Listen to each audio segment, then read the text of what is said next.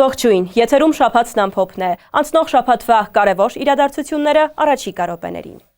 Խորհրդարանի մայիսի 12-ի նիստում մթնոլորտը թեժեր գլխավոր դատախազի ու քննչական կոմիտեի նախագահի զեկույցի քննարկումը վերաճել է քաղաքական հանցագործությունների շուրջ բանավեճի։ Զեկուցողներին խորհրդարանական ընդդիմությունը մեղադրել է տարբեր գործերով, այսպես ասած, երկակի ստանդարտներ կիրառելու մեջ։ Իշխող խմբակցության падգամավորներն իրենց հերթին հիշեցրել են հոկտեմբերի 27-ն ու մարտի 1-ը վերհանել կոռուպցիոն դրսևորումները, որոնց հետևանքով նախկին իշխանության որոշ ներկայացուցիչներ անցնում են ապօրինի գույքի գործերով։ Եզրափակիչ ելույթում գլխավոր դատախազ Վարդապետյանը ներկայացրեց Լևոն Քոչարյանից եւ նրան փոխկապակցված անձանցից ապօրինի ծագում ունեցող գույքի բռնագանձման շրջանակներում պահանջվող դրամական միջոցներն ու գույքը։ Նման տեքստեր ասելուց առաջ ես ձեզ խորհուրդ կտամ նայեք Սերան Օհանյանի աչքերի մեջ եւ կտեսնեք մի քանի հարգանի առանձնատուն։ Կպտտվեք հետ կնայեք Աննա Գրիգորյանի աչքերի մեջ կտեսնեք հեկերը, կնայեք Աղվան Վարդանյանի աչքերի մեջ եւ կարող եք դիտել թե ինչպես են օրինակ Դավթաշենից մի կտոր պոկում դարձնում Զովունի, որ տնեն վրան հարմար տուն սարքեն։ Կնայեք Լևոն Քոչարյանի աչքերի մեջ նման տեքստեր ասելուց առաջ կուտ կտեսնեք միլիոնավոր դոլարներ, որոնք հարյուրավոր մարդկանց կյանքի փող պետքա լինեին։ Վերջապես կնայեք Ռոբերտ Քոչարյանի աչքերի մեջ, կտեսնեք հոկտեմբերի 27-ը, կտեսնեք մարտի 1-ը, կտեսնեք Պողոս Պողոսյանին, կտեսնեք Ռոբերտ Քոչարյանի աչքերի մեջ պարոն Մինասյան նման տեքստեր ասելուց առաջ։ Որ այստեղ վկայակոչվում է ինչ-որ դղյակներ մանումենտում, ես ուզում եմ հարց տալ, իմ այդ դղյակն ումն է, կարող եք ասել, այն դղյակը, որի մասին ազգային ժողովի նմանակման շենքերի մասին եւ այլն եք ասում, ումն է դա, պետությանն է, էդի, ինչ եք խապել ժողովրդին, բա եթե ինքը ապօրինի է, ինչի պետությանը չի, կամ եթե այն գույքերը, որոնք որ հայտարարել եք, որ ապօրինի են ժողովուրդ եւ վերադարձնում են ձեզ, վերադարձում է ժողովրդին, ժողովուրդը դրանից քոր կոպեկ ստացել է, ուր են այդ գույքերը։ Դուք հարց էիք ուղղել Քոչարյան ընտանիքի կոնկրետ ապօրինի ծագում ունեցող գույքի բռնագանձման մասով, ես նշեմ տվյալները կարող եմ ներկայացնել, որովհետև հայցը գտնվում է դատարանում հրապարակային դատաքննության փուլում։ Այսպես պատասխանողներ Ռոբերտ եւ Բելլա Քոչարյաններից, Սեթրակ Քոչարյանից եւ Զարուհի Բադալյանից, Լևոն եւ Սիրանուշ Քոչարյաններից, Գանե Քոչարյանից եւ Վիգեն Չատինյանից, Հօգուտ Հայաստանի Հանրապետության դատախազությունը ապօրինի ծագում ունեցող գույքի բռնագանձման հայցով պահանջում է բռնագանձել 22 անշարժ գույք, 2 գույքի գնման իրավունք, ավելի քան $3 միլիոն, 985 միլիոն դրամ արժեքով ձեռք բերված պարտատոմսեր, ավելի քան $1.4 միլիոն չափով ավանդ, 15 իրավաբանական անձում մասնակցություն, իրավաբանական անձանցից են Nairi Insurance, Toyota Երևան ընկերությունը, Target Group-ը եւ մի շարք այլ ընկերություններ, ավելի քան $4 միլիոն, 8.3 միլիարդ դրամի, 260 միլիոն ռուբլիի եւ շուրջ 590,000 եվրոյի չափով փոխառությունների պահանջի իրավունք, 2 տրանսպորտային միջոց, ավելի քան 3.8 միլիարդ դրամին համարժեք գումարով գույքերի ձեռքբերման արժեքներ եւ ավելի քան 20 միլիարդ դրամ։ Սա ընդհանուր այս պահին դատարանում գտնվող հայցագինն է Ռոբերտ Քոչարյանի եւ նրա հետ փոխկապակցված անձանց մասով։ Նշեմ, որ հոկտեմբերի 27-ի հետ կապված քրեական վարույթը քննվում է քննչական կոմիտեում, նախկինում քննվել է ազգային անվտանգության ծառայության քննչական դեպարտամենտում, Արարատ Միրզոյանի վերաբերյալ այդ սպանության հետ կապված վարույթը, որը որ այո, ձեր մատնանշած հոդվածներով էլ է նաև նախաձեռնված, պարոն Քոչարյան։ Հոկտեմբերի 27-ի հետ կապված դուք գիտեք, որ քրեական վարույթը ինքը գաղտնի ռեժիմով է քննվում, բայց հավաստիացնում եմ, որ այս քրեական վարույթով դարձյալ մեծածավալ եւ հսկայական գործողություններ է կատարվում։ Մարտի 1-ի հետ կապված էլ քննչական կոմիտեն այն իր ուղղության մասով այս պահին էլ նույնիսկ գործողություններ են կատարում։ Առաջիկայում կարծում եմ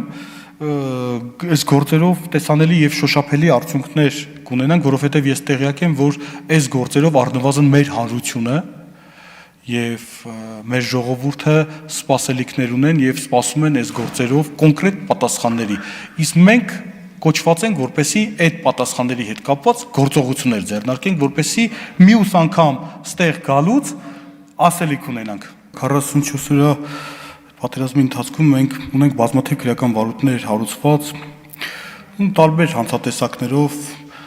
սկսած անփութություն, պաշտոնական լիազորություններն անցնել, պաշտոնական դիրքը չարաշահել, դասալքության, բազմաթիվ հրաման չկատարել, բազմաթիվ հանցատեսակներով վարույթներ ունենք կառուցված եւ այդ վարույթները մենք հիմնականում բաժանել ենք մի քանի ուղղությունների, այսինքն սկսած բարձրաստիճան սպաներից, ովքեր որ ղեկավարել են այդ հիմնական ուղղությունները, վերջացրած այն զինվորով, մենք ունենք նաեւ մեծ քրեական վարույթներ, որոնք որ հիմա դատարան ենք ուղարկել, օրինակ դավաճանության դեպքեր ունենք, առանձին վերցրած պետական դավաճանության վերաբերյալ քրեական վարույթներ ունենք։ Հիմա մենք պետք է գնահատենք վերջնարարությունքում, թե որքանով է պետական դավաճանությունը տվյալ անձի կողմից կատարած արարքը ազդել կոնկրետ ուղղության վրա հետևանքի առումով։ Ամեն ինչ բարթել բանակի վրա դա անընդունելի է։ Բանակի վրա չենք բարթում, ամեն ինչ մենք ձեր վրա ենք բարթում, ինչում որ դուք մեղավոր եք։ Քաղաքացիական պայմանագիր խմբակցության падգամավոր Հայկ Սարգսյանը թվարկել է, թե ինչ պատրվակով են զինակոչիկները խուսափում պարտադիր զինվորական ծառայությունից։ Նա առաջարկել է զինծառայությունից ազատվելը պայմանավորված առողջական խնդիրներով դժվարացնել, առողջական որոշ խնդիրների դեպքում զորակոչել սահմանափակումով պարտադիր ծառայության։ Մեկ այլ առաջարկով էլ ժամկետային զինծառայության սահմանային տարիքը 27-ից պետք է փոփոխել 37-ի։ Արական սեռի մինչև 18 տարեկան 8721 ՀՀ քաղաքացի հրաժարվել է քաղաքացիությունից։ Երկրորդ, մեկնում են Հայաստանի Հանրապետությունից բուժման, ուսման կամ այլ նպատակով եւ մինչև 27 կամ 37 տարի լեռնանալը չեն վերադառնում։ Նշեմ, որ 37 տարին դա վաղնության ժամկետն անցնելու տարիքն է։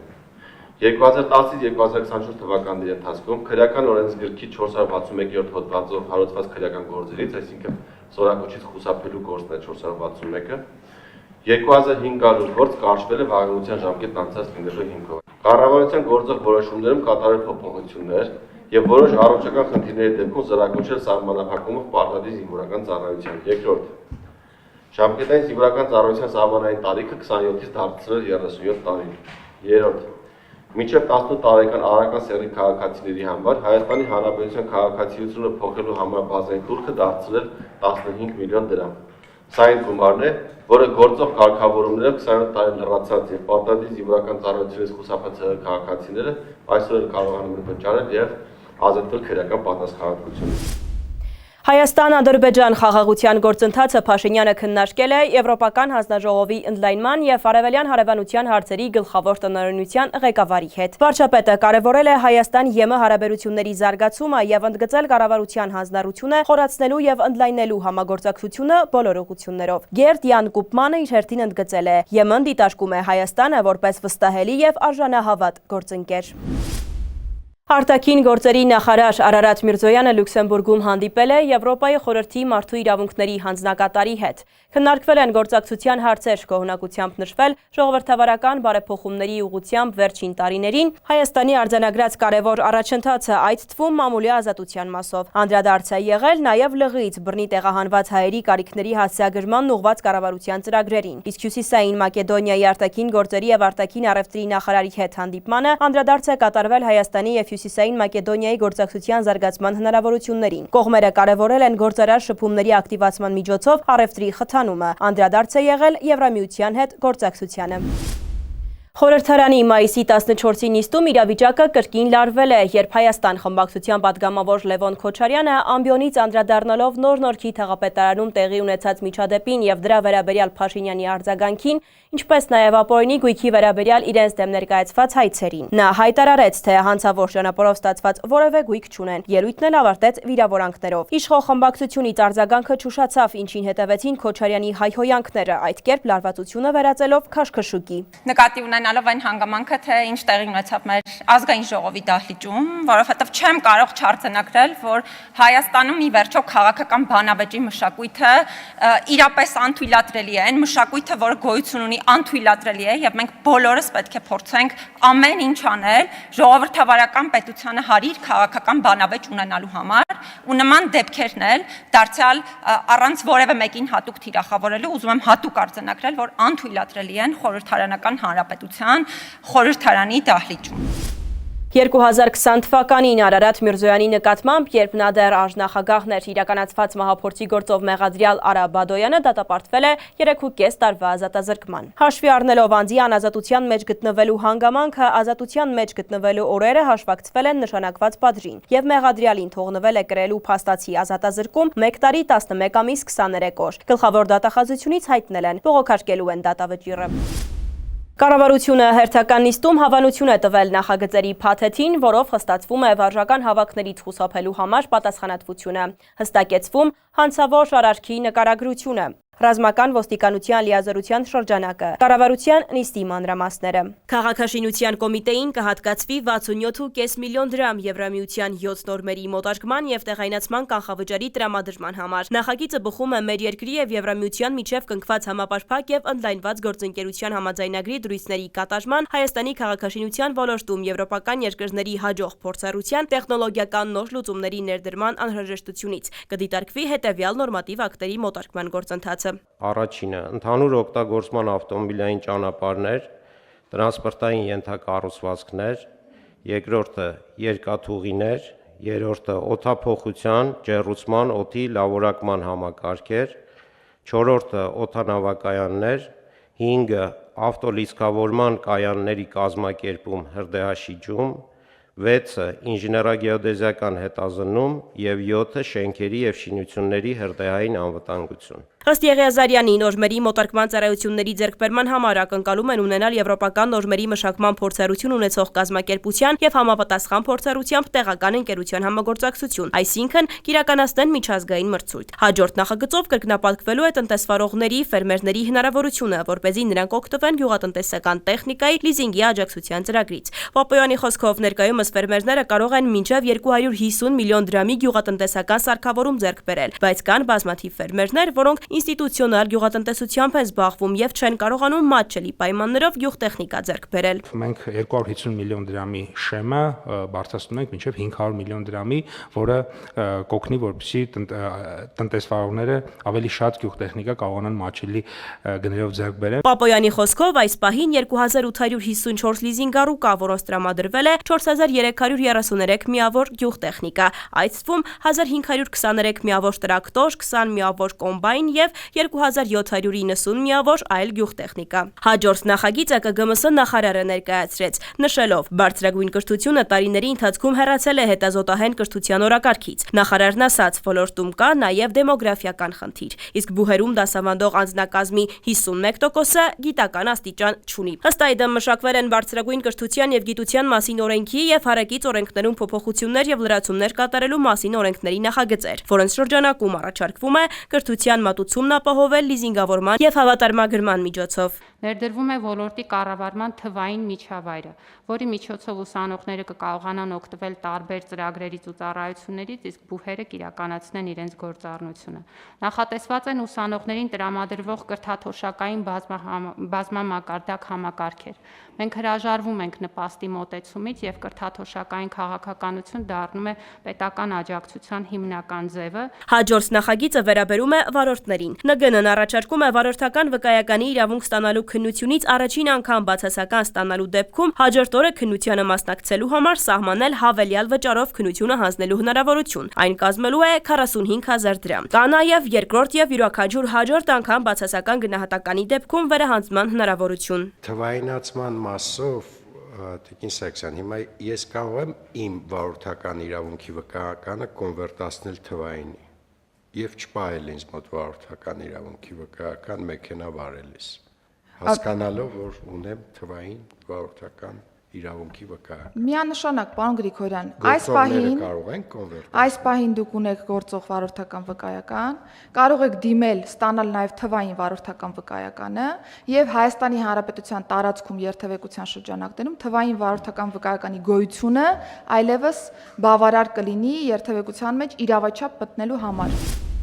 Վարչապետ Փաշինյանը մայիսի 15-ին աշխատանքային այցով մեկնել է Ալբանիա, մասնակցելու Եվրոպական քաղաքական համայնքի 6-րդ գագաթնաժողովին։ Գագաթնաժողովի շրջանակում Հայաստանի վարչապետը հանդիպել է Եվրոպական խորհրդի նախագահ Անտոնիո Կոշտայի եւ Եվրոպական հանձնաժողովի նախագահ Ուրսուլա ֆոն դեր Լայենի հետ։ Քննարկվել են Հայաստան-Եվրամիություն հարաբերությունների խորացման ուղղված օրակարգային հարցեր։ Անտոնիո Կոշտան եւ Ուրսուլա ֆոն դեր Լայենը ողջունել եւ կարևոր քայլ են համարել Եվրամիությանը Հայաստանի անդամակցության գործընթացի մեկնարկի մասին օրենքի ընդունումը, ընդգծել վիզաների ազատականացման գործընթացի երկուստեք արագացման կարևորությունը։ Հանդիպումներ են կայացել նաև ԵՄ արտաքին գործերի եւ անվտանգության քաղաքականության հարցերով բարձր ներկայացուցիչ Կայա Կալասի հետ, որի ընթացքում քննարկվել են Հայաստան-ԵՄ համագործակցության հետագա զարգացմանը վերաբերող հարցեր։ Վարչապետի մամուլի քարտուղար Նազելի Բաղդասարյանը Facebook-յան էջում տեղեկացրել է. Այսօր Տիրանայում տեղի ունեցել վարչապետ Փաշինյանի եւ Ադրբեջանի նախագահ Ալիևի հանդիպումը։ Հանդիպման այլ մանրամասներ չեն հաղորդվում։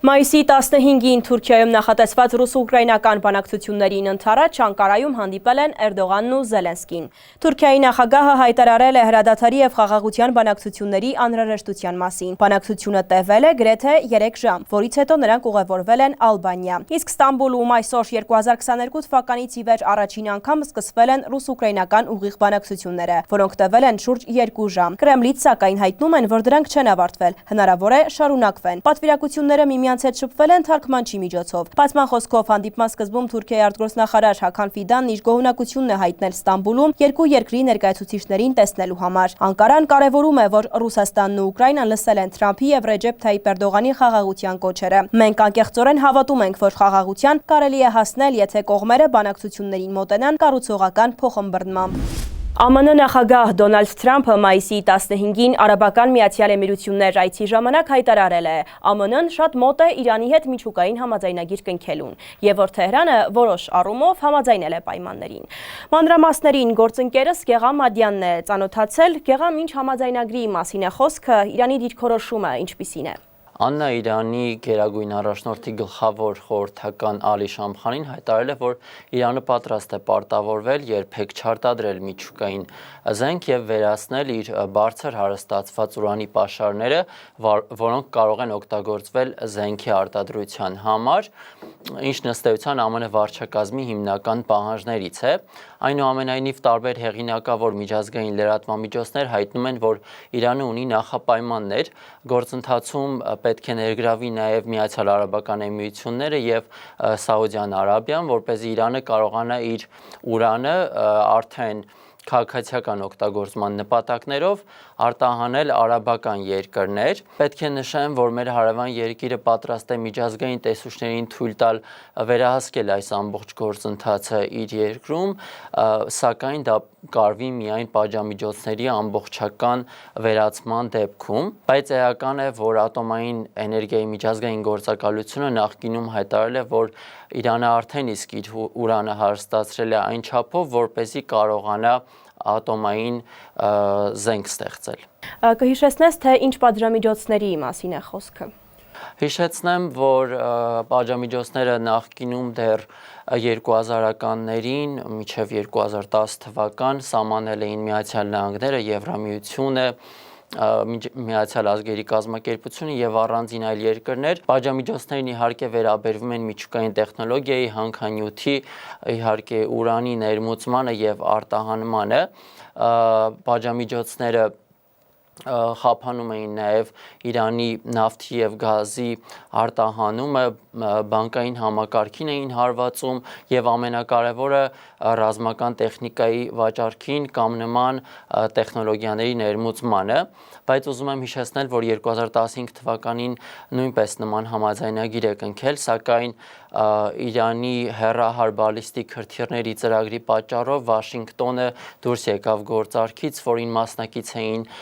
Չինաստանը, Միացյալ Նահանգները, Գերմանիան, Ֆրանսիան, ինչպես նաև Բրիտանիան։ Իսկ Հայաստանի վրա ինչ ազդեցություն կունենա պատժամիջոցների չեղարկումը եւ իսկապես կա նման հնարավորություն։ Տարբեր փորձագետներ լավատես են, որ Միացյալ Նահանգներն ու Իրանը նման համաձայնագիր կընկնքեն, որն ըստ էության կձևափոխի ոչ միայն աշխարհաքաղաքական, այլ նաև տարածաշրջանային իրողությունները, Իրանի դիրքերը իհարկե կամրապնդվեն եւ դրանից բխում է, որ նաև Հայաստանը կկարողանա ավելի անկաշկանդ համագործակցել Իրանի հետ, առաջինը տնտեսական համագործակցությունը, հատկապես նավթագազային ոլորտում, ու նաև պետք է հաշվի առնել, որ այս օրերին ուժի մեջ է մտել Իրանի եւ ԵԱՏՄ-ի միջև ազատ առևտրի ամբողջական համաձայնագիրը,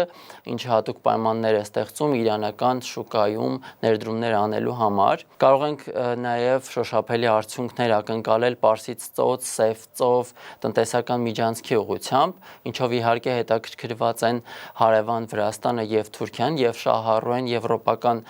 երկրները, ու իհարկե այս ամենը չի կարող դրական ազդակ չլինել նաև հայ-ադրբեջանական հարաբերությունների համար, վերջերս երբ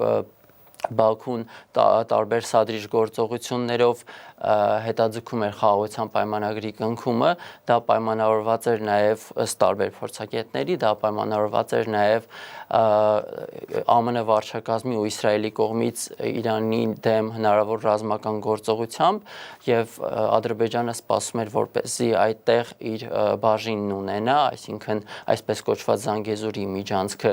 Հայաստանից պոկի, սակայն վերջին իրադարձությունները հույս են ներշնչում, որ տարածաշրջանը գնում է խաղաղության։ Շնորհակալություն։ Այսօր այսքանը, կհանդիպենք հաջորդ ուրբաթ։